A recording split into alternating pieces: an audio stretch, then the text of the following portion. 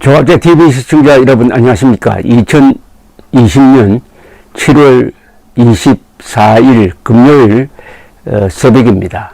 박재옥 씨의 모친 김호남 씨, 박정희의 첫 부인이죠. 이분이 결혼을 하고 나서 학생 다닐 때, 그러니까 대구사범 다닐 때 아버지의 강권에 의해서 결혼을 해 놓으니까 박정희는 정이 붙지 않아 가지고 결국 한 10년 동안 거의 남남처럼 살았습니다. 그 사이에 박정희는 문경에서 보통학교 교사를 하다가 만주로 가서 만주군관학교, 일본 육사, 만주국 장교, 다시 귀국해서 또 육사 2기로 들어가서 군인의 길을 걷거든요.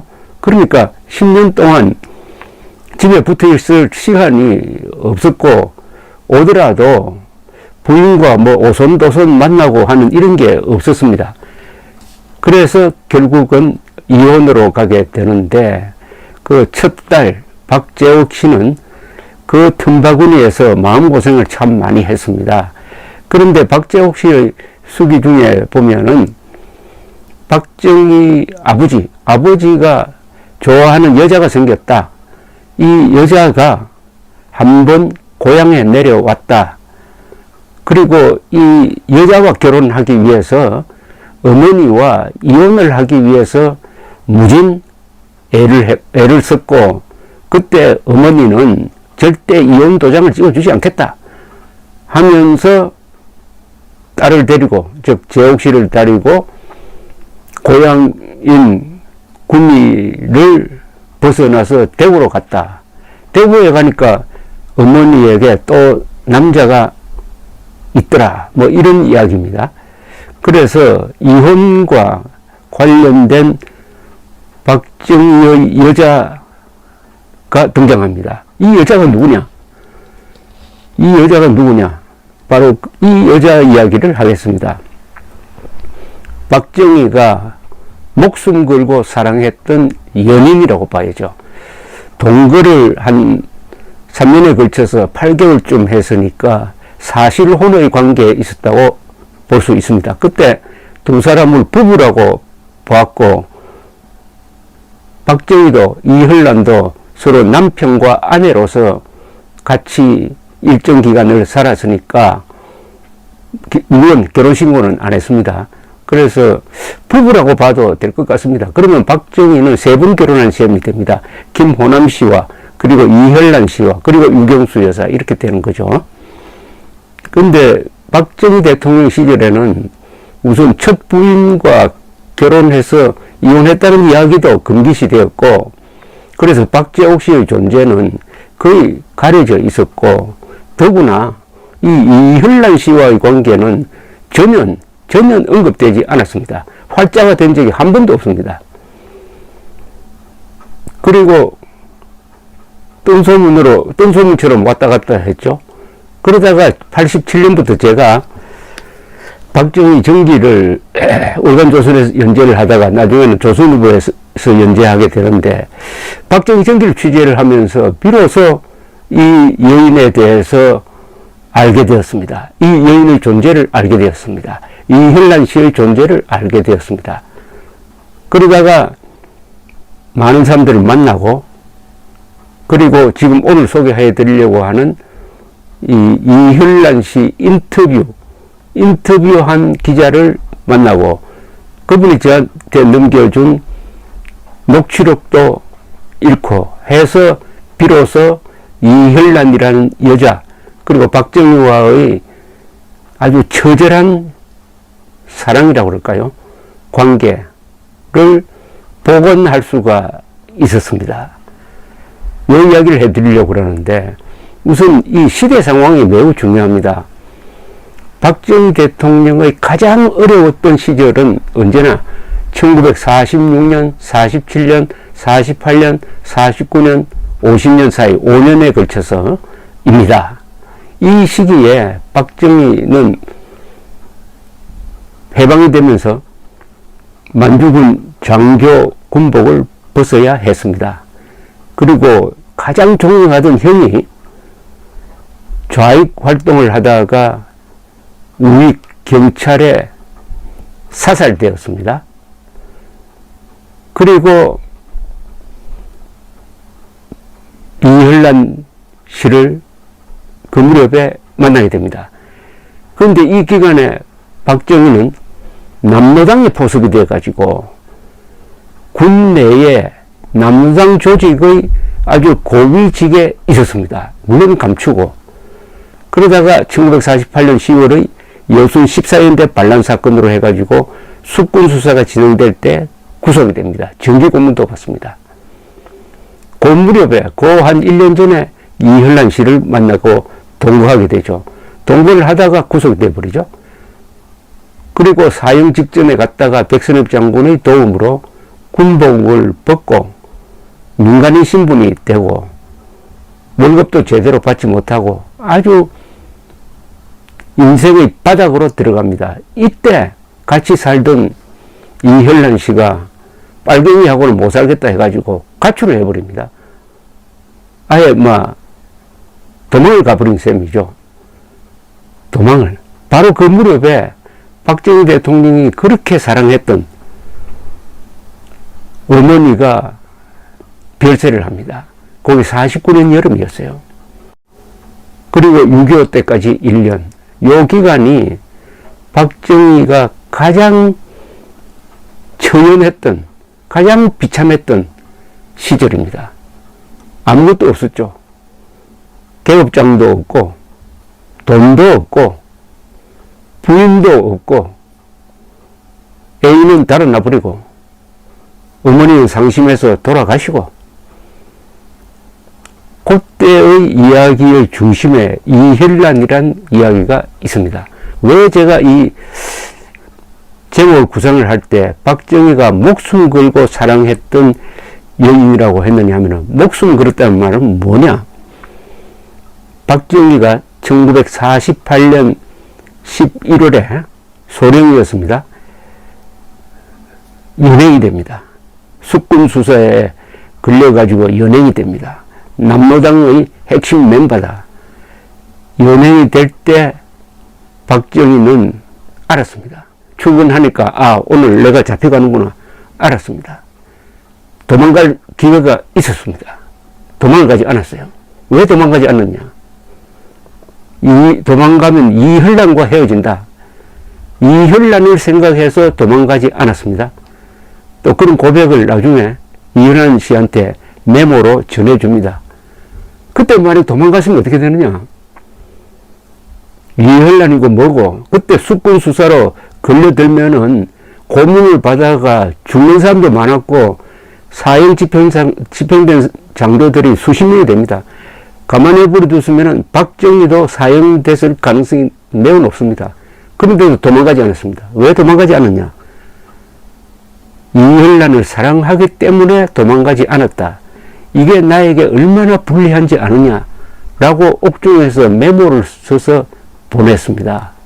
그래서 제가 목숨 걸고 사랑한 여자라는 제목을 붙였습니다. 그런데 그 목숨 걸고 사랑한 여자가 그 뒤에 가출을 해서 달아났다 하면 그때 심경이 어떻겠습니까?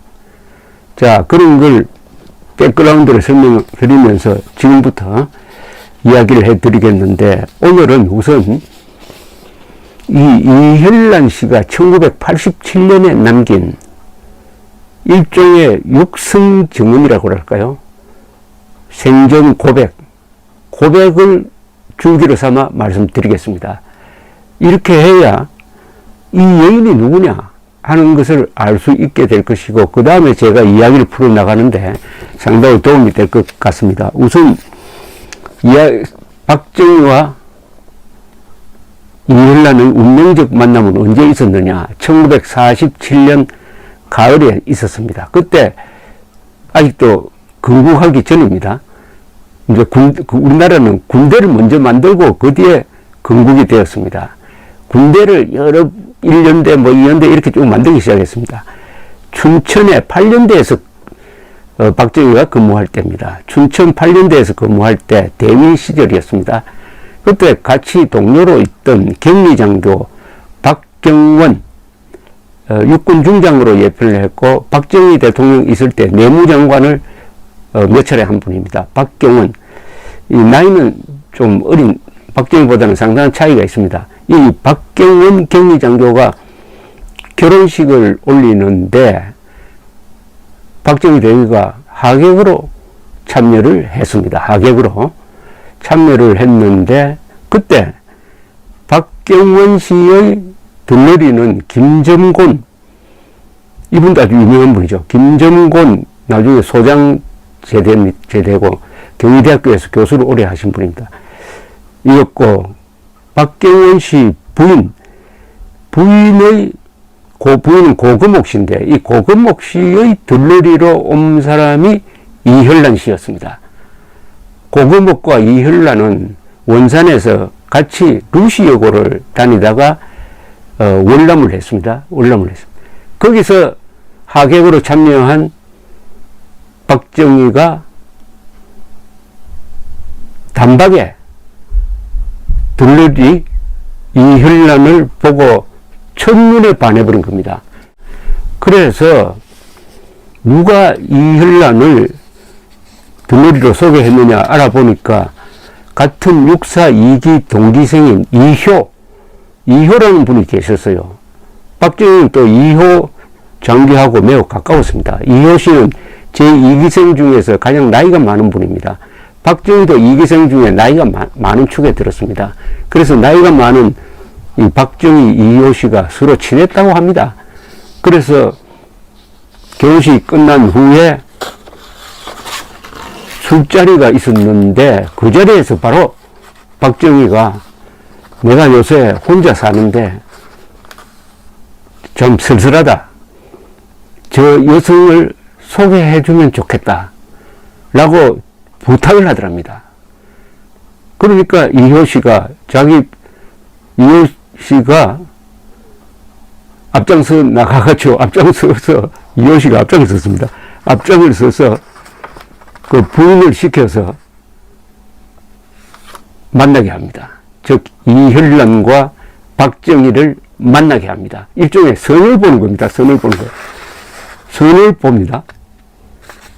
그런데 나중에 보니까 그때 박경원 씨 들러리로 섰던 김점곤 씨도 그때 용산 관사에 살고 있었고 박정희도 8년대에 있다가 육군사관학교 이제 교관으로 옮겨서 용산의 관사로 살고 있었는데 가까이 있었다고 그럽니다. 그런데 김점곤 씨가 어느 날 박정희 관사에 놀러 갔더니 아니 자기와 들러리를 같이 썼던 여자와 같이 살고 있더랍니다. 깜짝 놀랐다고 합니다. 어떻게 내한테 알리지도 않고 두 사람이 같이 살고 있는지, 그리고 그렇게 다정하게 보였다고 합니다. 자, 여기까지 이제 말씀드린 다음에, 그 다음에 어떻게 이렇게 일이 이렇게 진척됐는지에 대해서 1987년에 이혈란 씨가, 그때는 이미 나이가 60대였습니다. 그리고 남편과 함께 작은 식품 가게를 꾸겨가면서 며느리도 보고 장사를 하고 있었습니다.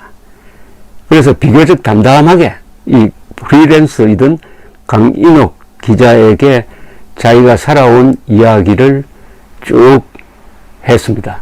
그럼 강인옥 씨는 왜 이혈란 씨를 만났느냐? 제가 쓴 기사를 보고 이 사람을 찾아냈다고 합니다. 그래서 강민옥 씨는 고맙게도 이분과 인터뷰한 걸 가지고 여성지에 기사화를 하고 그 분량이 엄청 많으니까 그걸 정리를 해가지고 저한테 넘겨주었습니다. 제가 이 자료를 가지고 박정희 전기를 쓸 때 단편적으로 써먹은 적이 있습니다. 오늘은 이 강인옥 씨가 녹음을 해서 기록한 이 이혈란 씨의 자기가 말한 일대기, 박정희와의 관계에 대해서 이혈란 씨의 고백이죠. 이게 고백을 소개를 해드리는 것으로 시작을 하려고 합니다. 우선 아까 조금 설명을 드렸는데 1947년에 47년 가을입니다. 박경원 고구목 결혼식장에 자신이 들러리로 나가게 된 경위는 뭐냐 하면은 이효씨가 아까 말씀드렸던 육사 2기 이효씨가 신부 측 들러리를 써달라고 권유를 했어요. 그때 박정희는 대위였습니다. 들러리를 쓴 후 토요일, 일요일은 미션 계통의 학교라서 이때 이화여대를 다니고 있었습니다. 여여대를 다니고 있습니다. 그러니까 미션 계통의 학교라서 휴학을 하게 되는데 토요일 오후에 이효씨가 와서 자꾸 나가자고 해서 명동 3호점이라는 곳에서 식사를 하게 됐는데 자기네는 미리 준비가 됐는지 여럿이 나와 있었습니다. 윤태일, 이한림, 이주일, 이효씨 부인 등 8명이 들어가 앉았는데 저는 수줍고 해서 구석에서 대꾸도 못했어요. 그리고 식사 후 미스터 박이 소개되었습니다. 즉 선을 보는 순간입니다. 여기 등장하는 윤태일 씨는 5.16 뒤에 서울시장 한 분입니다. 이한림 씨는 일군 사령관하고 나중에 건설부 장관도 한 분입니다. 이주일 씨는 감사원장도 하고 5.16 주체입니다. 그리고 이효 씨는 아까 설명한 것이고, 그러니까 주로 만주군 이 친구들이, 동료들이 선부른 장소를 이렇게 마련한 거죠. 여기서 선을 본 겁니다. 이제 진척이 있습니다. 자, 이혈란, 혈자는 나타날 현자에다가 난초 난자입니다. 이름도 아주 아름답습니다. 이혈란. 나이는 박정희보다 8살이 아래입니다. 그때 저는 전성기였어요.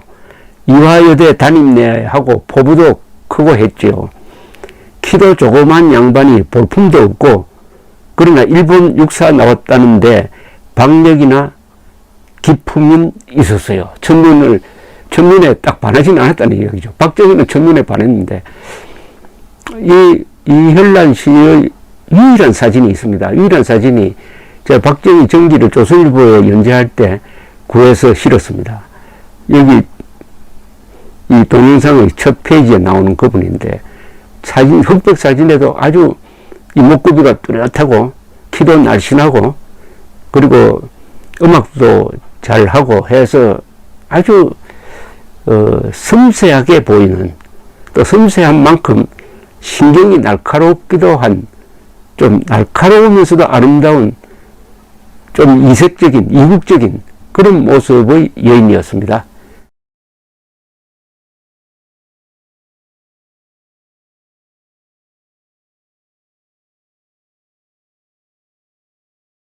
그러나 이혈란 씨가 보기에는 박정희가 남자로서의 매력은 별론데 어쨌든 기백이 있고 박력이 있더라, 뭐 이런 이야기죠. 미스터 박이라고 합니다. 박정희를 미스터 박은 일요일마다 기숙사로 저를 찾아왔어요. 나는 그때 있는 돈도 없애고 있었습니다.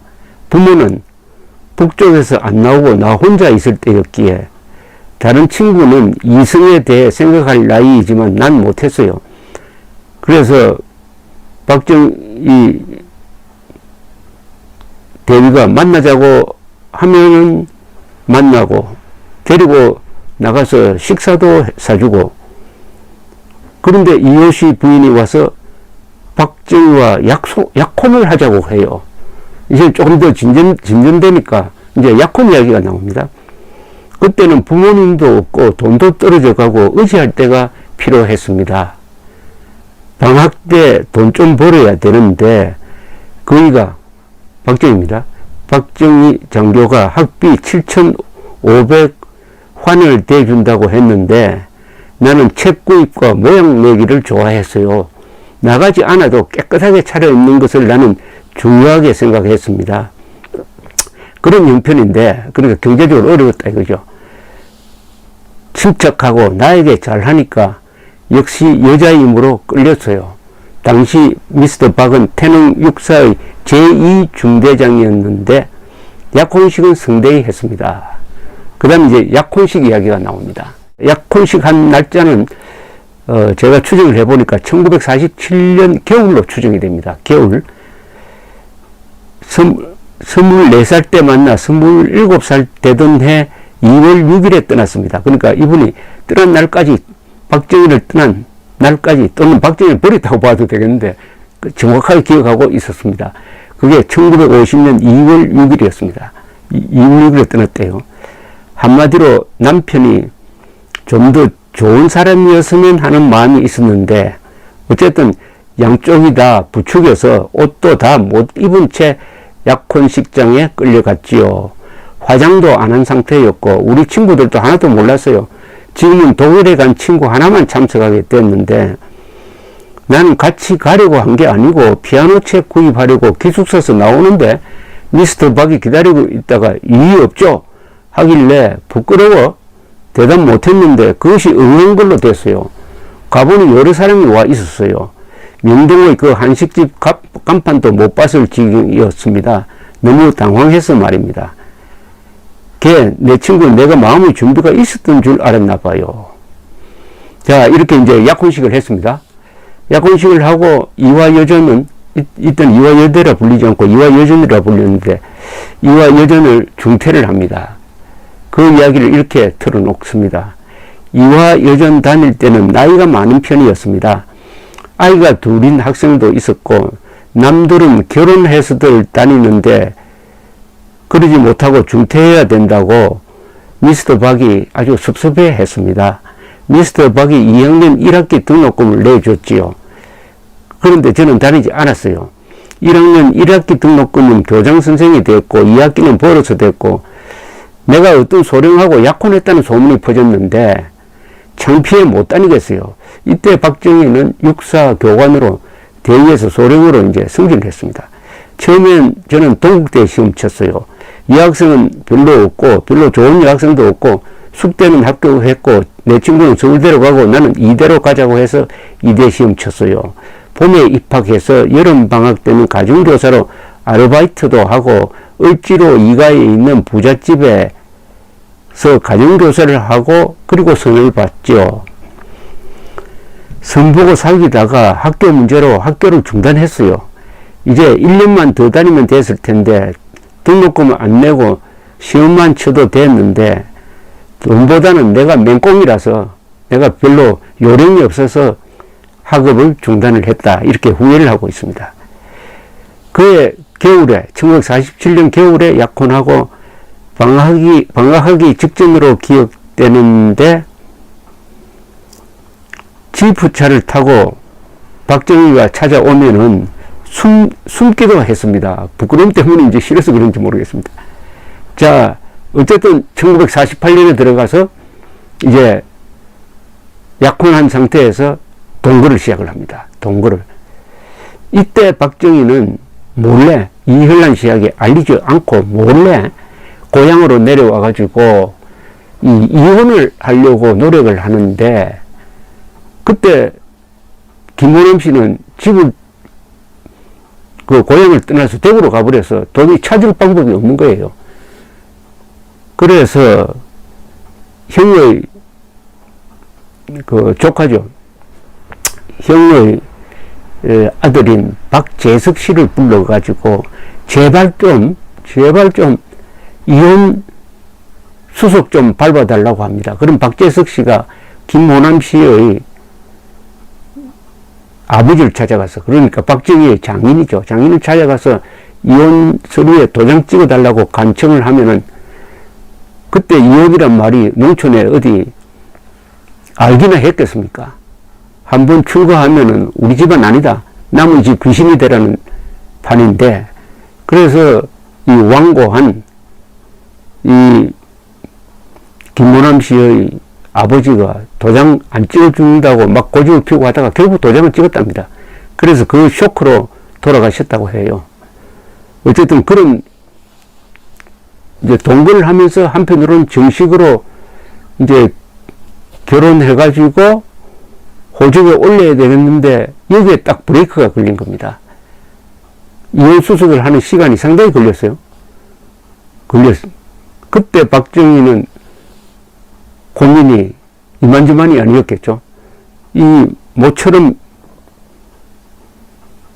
사랑하는 여자를 만났는데, 또 멋진 여자인데, 근데 이혼이 안 된다. 또 박재옥 씨가 박재옥 씨는 그때 벌써 나이가 10살인데 있다는 것도 말도 못하고, 바로 이 시기에 또 박정희는 주변에서 조여오는 수사망을 느끼기 시작을 했습니다. 이게 막 2중 3중으로 코너에 몰 때였습니다. 바로 그 이야기로 이제 들어갑니다. 이분의 이야기예요. 이현란 씨의 이야기가 이제 클라이막스로 갑니다. 1948년에 미스터 박이 방을 준비했다 해서 용산관사에 동거하기 시작을 했습니다. 용산관사에 간 지 얼마 안 있다가 숙군 대상자가 되었다는 사실을 누가 연락해 주었습니다. 숙군 대상자라는 것은 이제 빨갱이 수사에 걸려들었다 이 말입니다. 밥을 해놓고 남편이 돌아오기를 기다리고 있는데 이효 대위가, 그러니까 이효 대위는 아까 설명했죠. 박정희와 사실은 맺어준 사람입니다. 이효 대위가 술에 취해 왔어요. 놀란 표정으로 나가니까 내 손을 꼭 잡고 내가 어리고 수줍어하니 돈을 얼마 주고 갔습니다. 당분간 기다려라. 갑자기 출장 갔다고 합디다. 그렇다면 아래채로 전화했거나 인편으로 메모가 왔을 것인데 밤새 생각하니 이상했습니다. 그래서 근처에 있는 강문봉 부인에게 찾아가서 찾아가니 몰랐느냐고 남편 강문봉을 불러 알려줍디다. 이게 증언입니다. 강문봉 씨는 박정희의 망군 후배인데 한국군에는 먼저 들어와서 이 박정희보다 선배였습니다. 나이가 한참 아래인데도 박정희보다 선임자였습니다.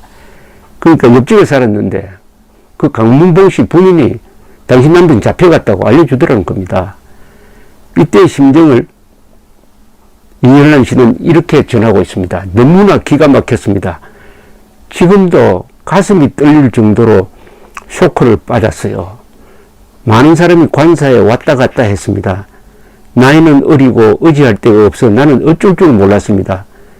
이북에서 공산당이 싫어서 내려왔는데 빨갱이 마누라라니 기가 막힐 것 아닙니까? 얼마 후 김창룡이가 왔어요. 자, 여기 유명한 인물이 등장합니다. 김창룡은 당시에 1년대 정보주임인데 바로 이 숙군 수사의 실무 책임자였습니다. 총지휘자는 백선엽 당시 육군 정보국장 대령이었고 실제로 수사를 밀고 나간 사람은 김창룡 정보주임이었습니다. 이 사람은 육사 3기입니다. 이 사람은 일제시대 때 헌병을 한 사람이에요. 그래서 북한에서 침입하라 해가지고 쫓겨서 내려와가지고 공산당이라 하면 이를 가는 사람입니다. 이 사람이 수사 지휘관이 되었는데 찾아왔더랍니다. 이현란 씨를 찾아왔대요. 그러면서 박정희가 떨려간 경위를 설명하고 미스터 박이 메모를 주라고 하더라면서 편지를 건네주더랍니다. 그 편지 내용이 이겁니다. 박정희가 옥중에 아마 그때 고문받으면서 혼이 나고 있을 겁니다. 부르라고. 쓴 편지가 뭐냐? 아니, 그때 기억하고 40년 전의 기억을 되살려서 이현란 씨가 이렇게 그 편지 내용을 전했습니다. 미안해, 어쩔 줄 모르겠다. 이것 하나만 믿어주라. 7기생의 육사 졸업식에 간다고 면도도 하고 아침에 국방부에 출근하니 어떤 사람이 귀띔해 주더라. 내가 얼마든지 차를 타고 도피할 수 있었는데 현란이를 사랑하기 때문에 안 갔다. 이건 나한테 얼마나 불리한 줄 아느냐. 이 편지 어떻습니까? 도망갈 수 있었는데 현란이 생각이 나서 안 가고 구속되는 길을 선택을 했다는 고백입니다. 여기에 대해서 이현란 씨는 한 여인 때문에 안 갔다니, 그러나 난 괘씸했어요. 그것까지는 또 괜찮아. 왜 괘씸했을까요? 이 설명이 나옵니다. 이제 구속되어 가지고 수사를 받고 있는 그 기간에 고향에서 박재석 씨는 박정희 형 박무희 씨의 아들입니다. 박재석이 고춧가루 등을 갖고 면회를 하러 왔더랍니다. 재욱이 엄마가 알까봐 서대문 형무소도 못 다니게 해요. 그때 같이 온 사람이 박용옥 씨는 김종필 씨의 분이고, 그 박정희 바로 위에 큰형, 좌익 운동을 하다가 우익 경찰에 죽은 박상희 씨의 딸입니다. 그 같이 온 사람이 박용옥의 아버지가 이전에 좋아했던 여자인데, 그 여자가 집을 알려주려고 같이 왔다고 해요.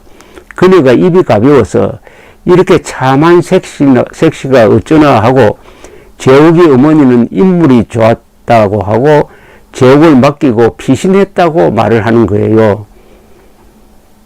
이때 비로소 이현란 씨가 박정희에게 본처가 있고 딸도 있다는 것을 알게 됩니다. 이제 이중으로 화가 난 거죠. 빨갱이로 구속된 것도 기가 막힐 지경인데, 알고 보니까 고향에 본처도 있고 아이도 있다. 미스터 박이 이혼하려고 초조해 재욱 엄마를 찾았으나 결국은 행방이 묘연하여 나 몰래 이혼 수속을 못했던 것을 알게 되었습니다. 그러니까 도저히 용서가 안 되더라, 이런 이야기입니다.